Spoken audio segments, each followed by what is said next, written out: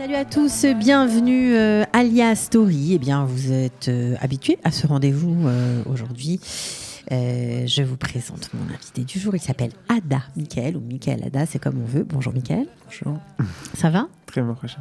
Bon, on a déjà plein de jolies photos qui tournent derrière nous pour illustrer un peu ton parcours, tes premiers pas, bien sûr, mais aussi ce que tu es devenu depuis 11 ans en Israël. Il s'en est passé des choses pour toi qui n'étaient pas du tout destinées. En tout cas, tes parents avaient vraiment un autre parcours et une autre idée de la vie que tu devrais avoir. Tu étais destiné à faire les grandes écoles, on va dire ça comme ça. Il y avait le souhait d'y arriver, quoi. C'est Baruch Hashem. Enfin, le souhait d'arriver, tu as quand même été accepté après ton bac à la préparation Louis le Grand, comme on dit. Donc, j'étais pris à Louis le Grand, effectivement. Ouais, tu avais été pris, donc quand même, tu étais destiné à un autre parcours. Alors, qu'est-ce qui s'est passé ? Comment dire, j'ai eu on peut dire une sorte de déclic, ou simplement, on pourrait dire ça autrement. L'âme juive qui est en moi, elle a commencé à toquer à ma porte. Et elle m'a dit, en tant que juif, ton avenir, il doit être en Israël. Et bon, c'est venu d'une manière progressive, etc. Alors, tu étais au Bnei Akiva, tu étais animateur au Bnei Akiva. Ouais. Donc, tu parlais d'Israël tout le temps, à tout le monde. Tu enseignais Israël. Et pourtant, tu te préparais à faire les grandes écoles en France. Voilà, le modèle standard du juif français. Du juif qui peut. Pas tout le monde ne peut faire les grandes écoles en France. Mais bon.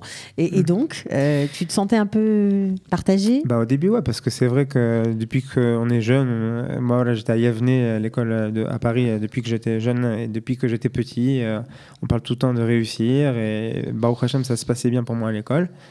Donc c'est vrai que voilà, il y avait une motivation d'arriver à là et donc au bout du compte, je me disais voilà, je me vois entrer dans des écoles du standard de Polytechnique, les mines ou centrales, ou enfin tout ce qu'on connaît comme ça.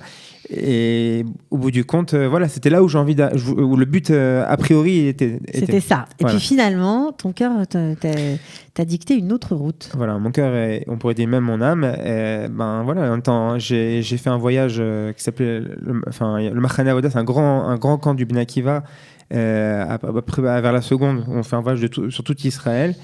Et donc, pour moi, c'était une occasion de visiter Israël. Donc, je suis rentré dans ce Machane avec des copains de l'école. Et là-bas, j'ai été accroché par mon expérience, par les paysages de la terre d'Israël et aussi par les personnes qui étaient avec moi. Ils ont vu que j'avais un potentiel. Ils m'ont proposé d'être madrir au Bnei Akiva. Je leur ai dit, pourquoi pas, c'est quelque chose qui me plairait. Je suis rentré là-bas, à Madrid, tous les Shabbats, des activités samedi après-midi avec les jeunes. On m'a donné les grands. Et voilà, toutes les semaines, en train de parler des restes d'Israël, de la Torah, tout ça. Et moi, ça commençait un peu à chauffer en moi. Et je me posais des questions. Je me disais quoi, je pousse des gens à monter en terre d'Israël.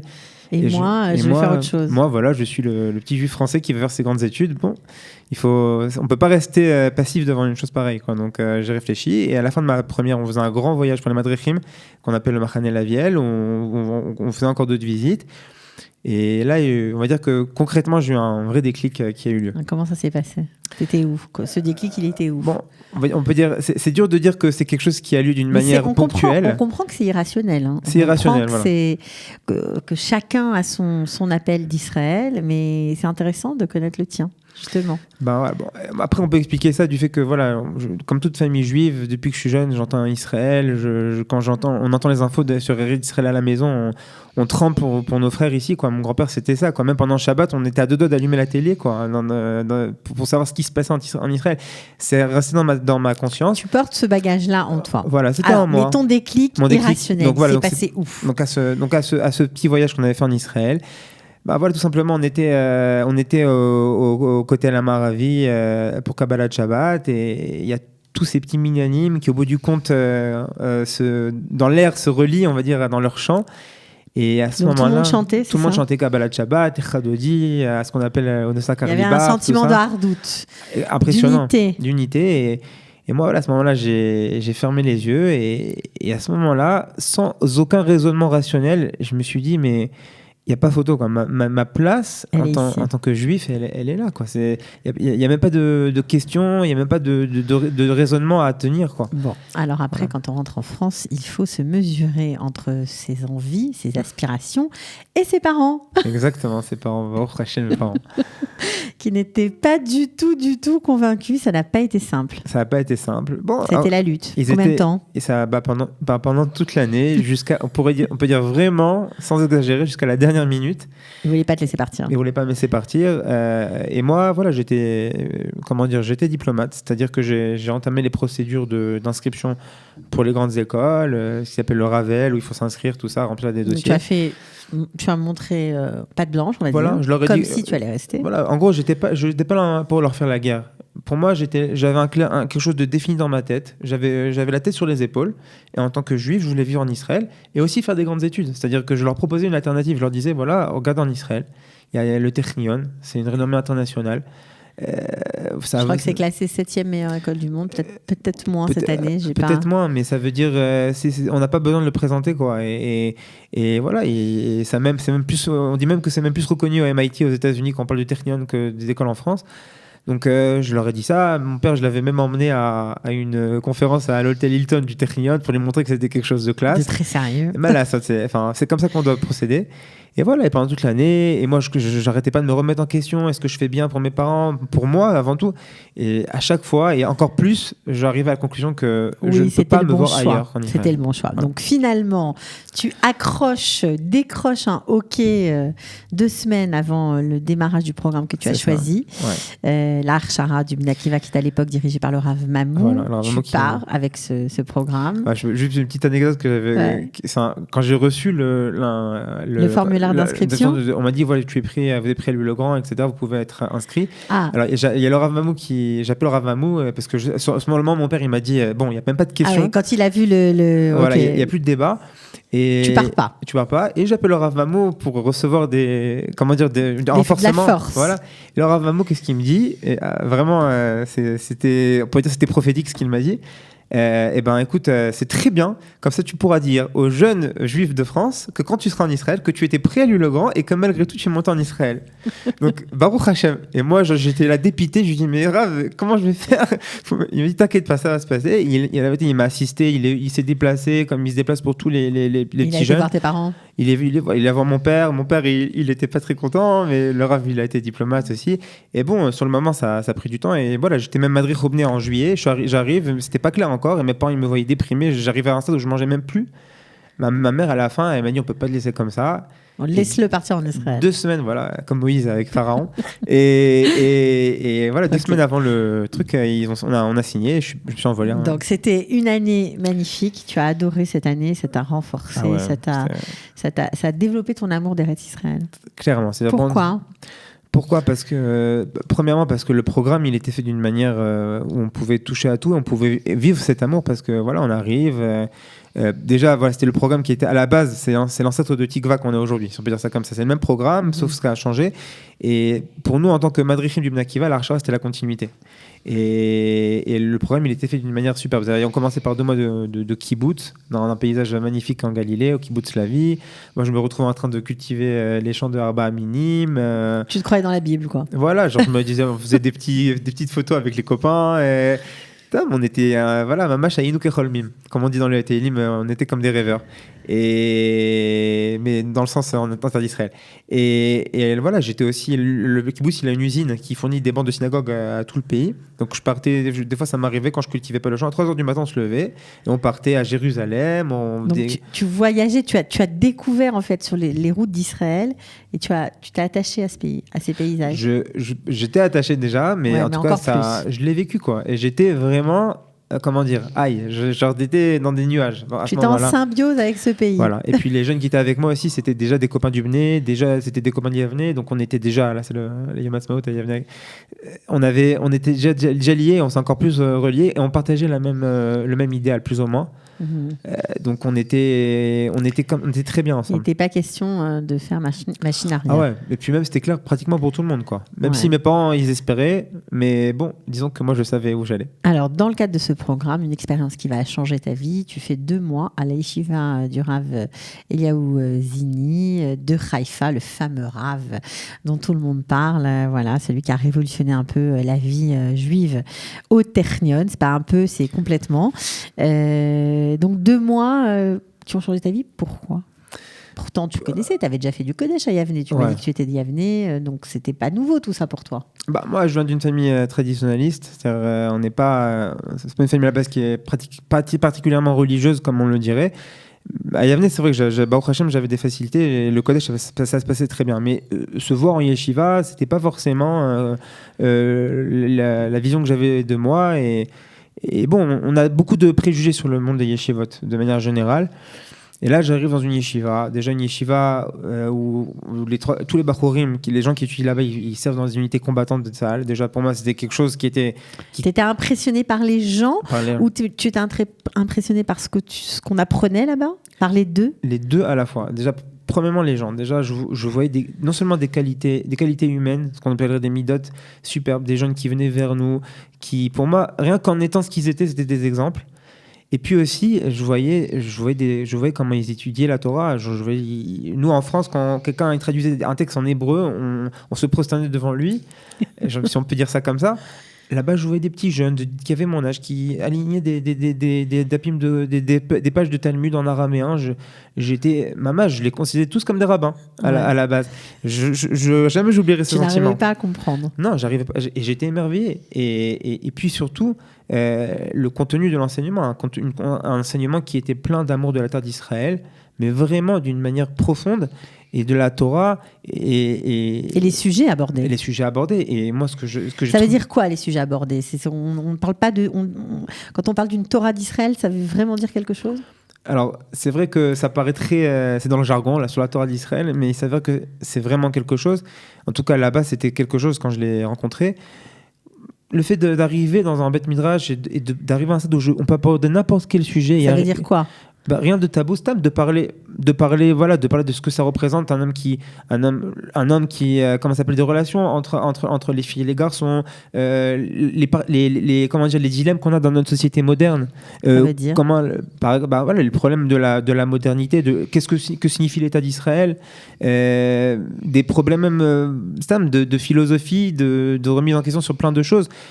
Généralement, on a tendance à considérer la personne qui étudie la Torah comme quelqu'un qui est cantonné à la halakha et dans ces 4 coudées de halakha, et puis à part ça, il ne sait pas ce qui se passe autour. Et là, pas du tout. Et surtout, j'ai découvert que la Torah, c'était quelque chose de grand. Quelque chose qui englobait toute la vie. Ça va bien, vous avez juste le Rav Zini derrière vous. Voilà. et Stam, c'était quelque chose d'impressionnant, et ça me remplissait. Et comme on a pu le dire entre nous avant, mon sentiment, mon intuition profonde que j'avais ressentie dans mon cœur pour monter en Israël, elle m'a retrouvé de la consistance à travers le Limud Torah. Vous avez intellectualisé votre... Non, intellectualisé...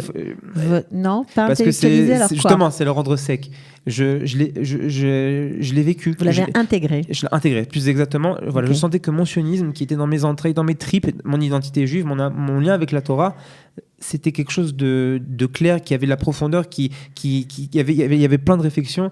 Et quelqu'un qui découvre ça dans sa vie, Béhémet, c'est un srout. Et il faut dire merci à Hachem pour quelqu'un qui peut vivre ça. Et donc, à partir de ce moment-là, vous avez changé de direction. On peut pas dire changer, parce que pour moi... ça veut dire que vous, a priori, vous étiez censé, après cette année de préparation, commencer vos études au Technion. Voilà. On va dire ça comme ça. Mais avec cette petite halte à la yeshiva, on va dire ça comme ça, vous avez quand même changé de parcours. On peut le dire. C'est ça, c'est vrai. Vous avez décalé votre entrée au Technion. On peut dire ça comme ça. Mais pour moi, c'était la continuité. Ça a pris quand même 5 ans. C'est vrai.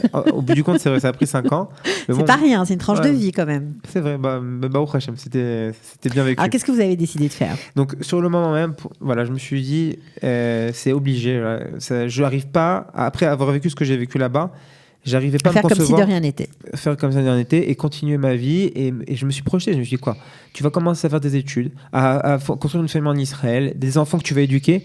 J'arrivais pas à me concevoir sans être rempli un peu de Torah. J'avais besoin de cette consistance pour toute ma vie, et je sentais que mon idéal de juif, de sionisme, de Ben Torah aussi, parce que je n'étais pas autant religieux à la base aussi, eh ben, il devait passer par un stade Par l'étude. où je devais en tout cas, cet endroit m'avait donné le sentiment. Et puis voilà, comme on a parlé du Rav aussi, c'était pour moi un idéal, quoi. Vous avez Alors, expliquez, parce que tout le monde ne connaît pas ce Rav. Alors, c'est qui ce Rav dont tout le monde parle? Non, j'ai surpris que tout le monde ne connaît pas. En tout cas, mais beaucoup le connaissent. Mais c'est juste pour ceux qui nous regardent. Vous savez, on est regardé en France, on est regardé un peu partout. Donc, c'est bien aussi de dire, de parler des personnalités qui nous influencent. Bien sûr. Alors il m'a beaucoup, jusqu'à aujourd'hui, il m'influence. Et ben, vous voyez qu'un Rav qui, au bout du compte, vient d'une famille de rabbanim qui remonte jusqu'au qu'on appelle au Rif. C'est un des grands sages des premiers rishonim, des premiers sages décisionnaires de après la Gemara.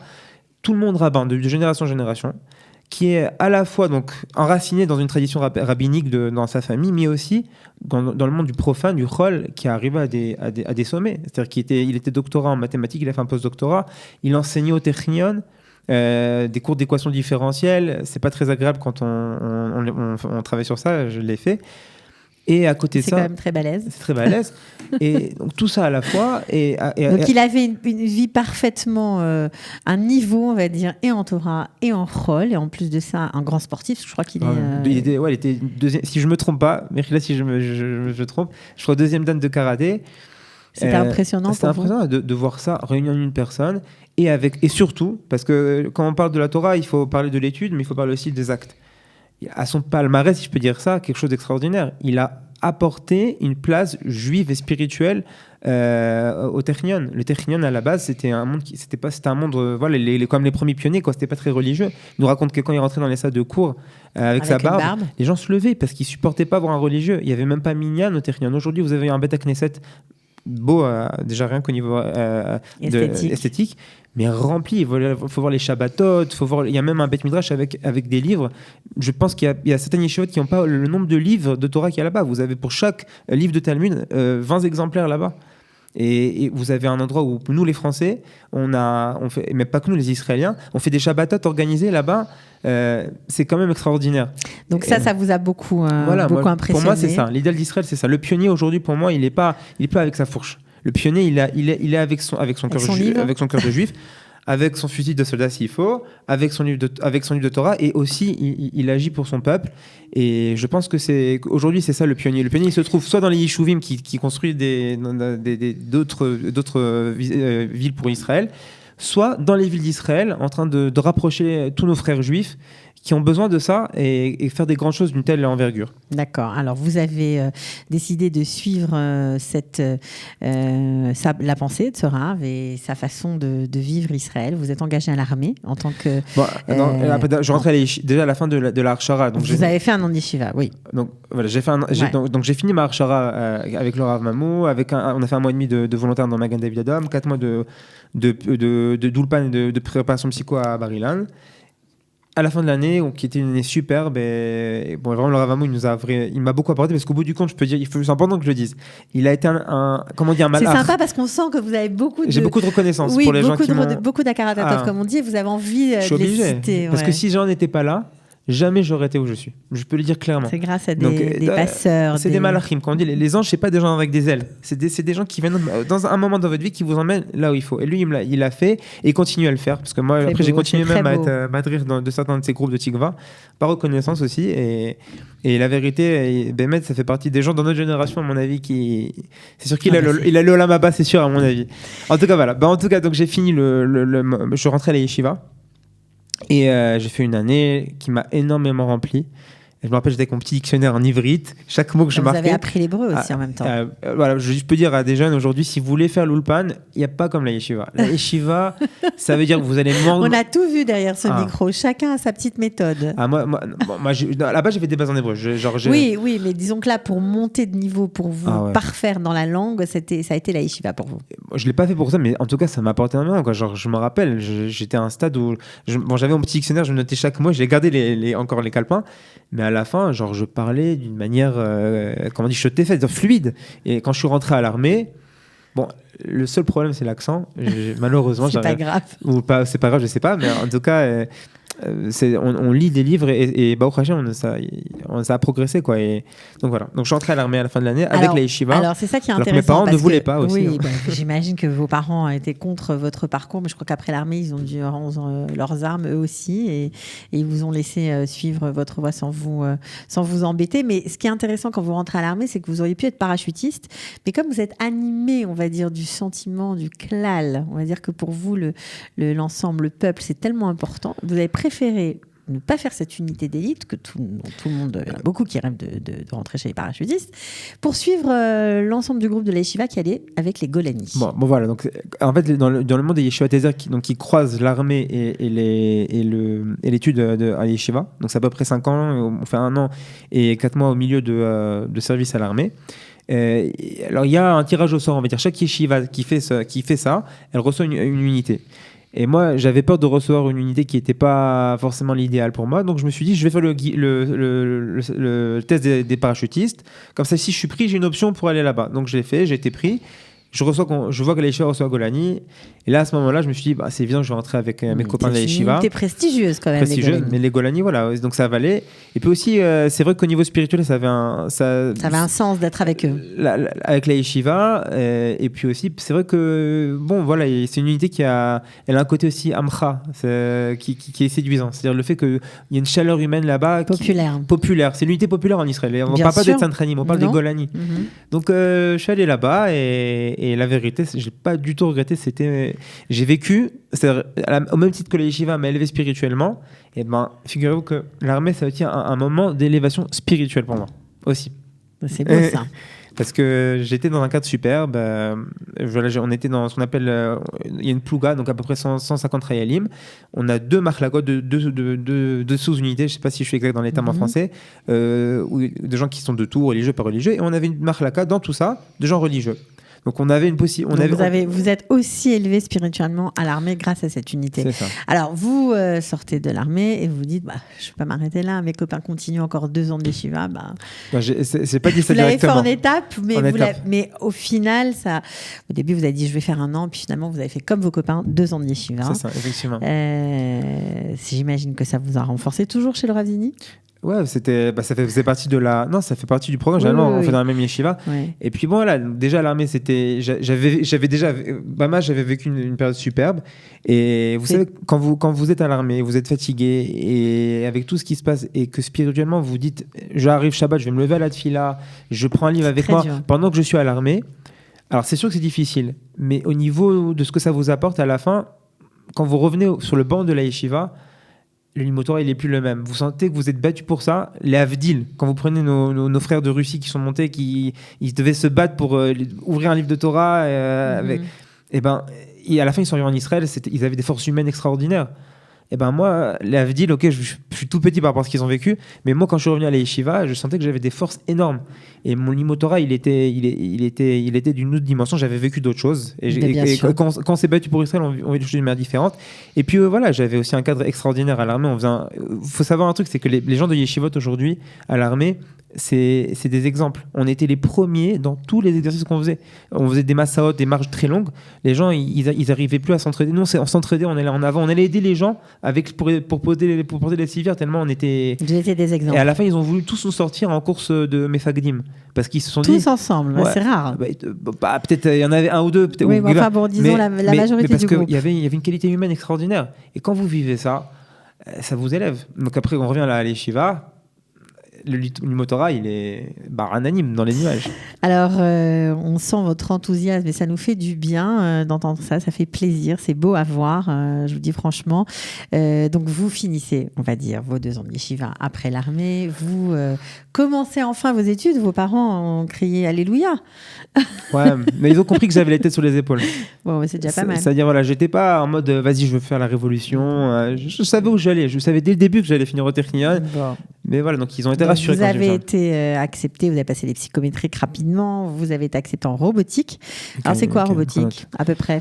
La conception de c'est toutes sortes méchronotes, de méchronotes. Ça veut dire conception, ça peut être ou les machines industrielles jusqu'à l'armement israélien, la conception de missiles, de tanks, même dans la marine, ça passe toutes les masganim, tout ce qu'il y a autour de la technologie des machines en Israël. et passe par là. Et c'est un domaine aussi. Il y a aussi tout ce qui est passage de chaleur, thermodynamique. Enfin, c'est très, très, très clali. Et c'est vrai que derrière Hagaf, moi, je voulais faire un truc qui apporte aussi à Israël quand j'ai fait mes études. Et c'est vrai que Mechonot, pour moi, c'était superbe, quoi. Genre, rentrer dans une industrie d'armement. D'armement, par exemple, c'était bien. C'est aussi une possibilité non seulement d'avoir une bonne parnassa, Baruch Hashem, mais aussi d'aider Israël. d'apporter à mon peuple quelque chose d'une manière claire et concrète. Alors, c'était dur, les études au Technion. Vous avez étudié pendant 5 ans parce que vous êtes marié au milieu. Ouais, parce ça, que... c'est un petit prétexte quand même. Voilà, mais bon, c'est pas grave. 5 ans pour avoir de bonnes notes, pour avoir un bon diplôme, pas seulement un diplôme. On vous reconnaît bien là. C'était difficile. C'était pas facile. Voilà. Parce qu'on dit toujours, mais c'est bien qu'on démystifie les choses ici. On dit vraiment ce qui se passe concrètement parce que certains nous écoutent, parce que d'autres étudiants potentiels nous écoutent. Et puis, pour faire des comparaisons aussi, parce que vous avez des copains qui sont restés en France, qui ont fait, eux, les grandes écoles. Et est-ce que vous avez plus souffert qu'eux? Est-ce que ça a été moins dur pour eux, plus dur? Comment?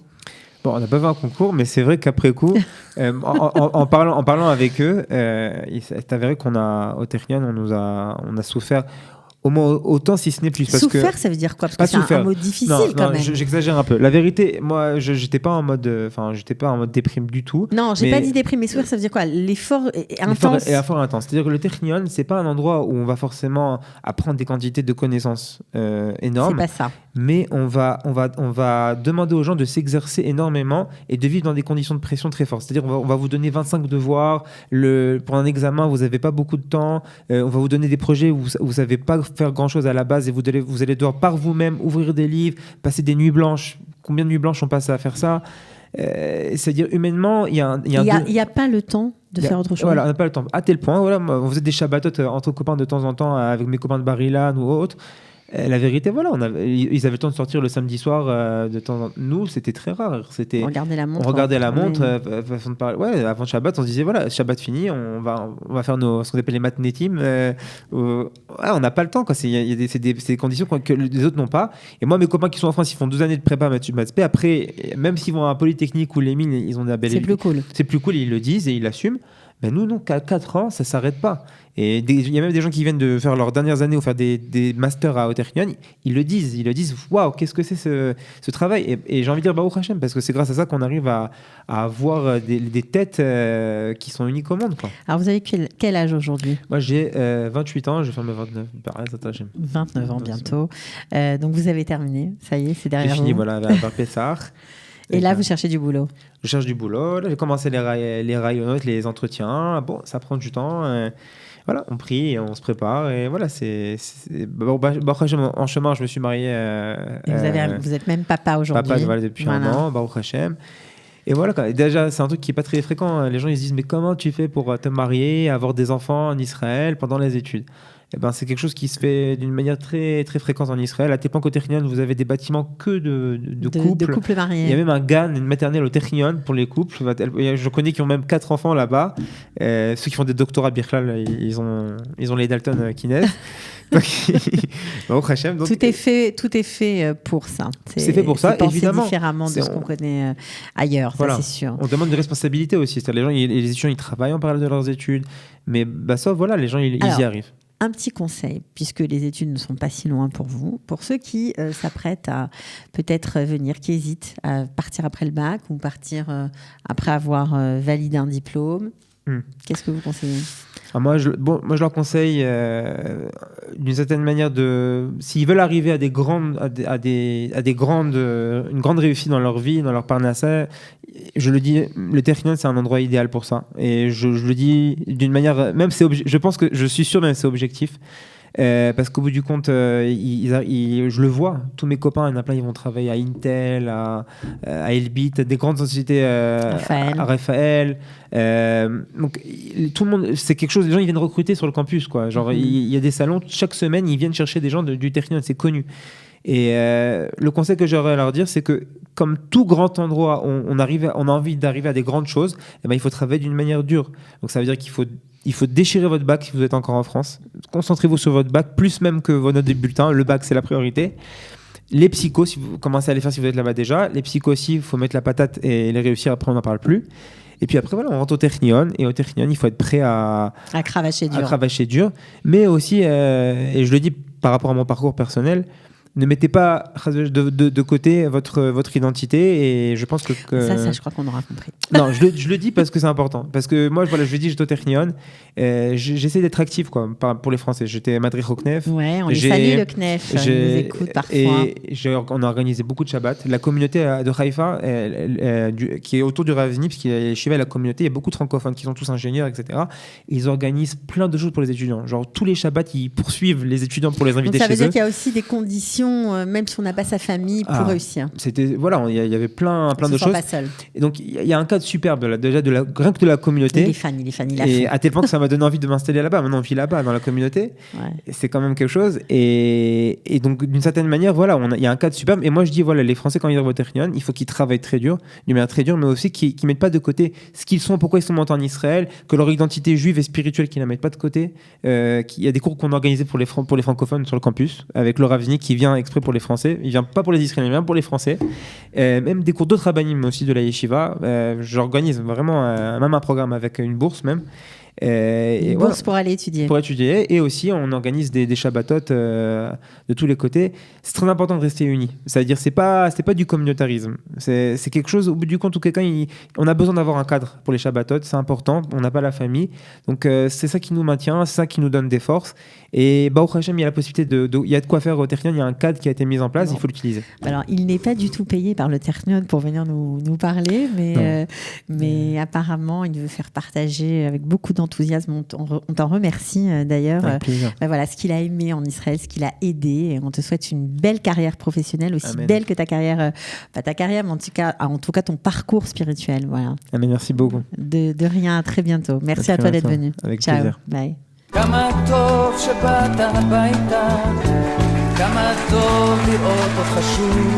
Ils ont relevé le défi de l'Alia. Studio Kalita vous raconte leur histoire. Alia Story, c'est vous, c'est nous.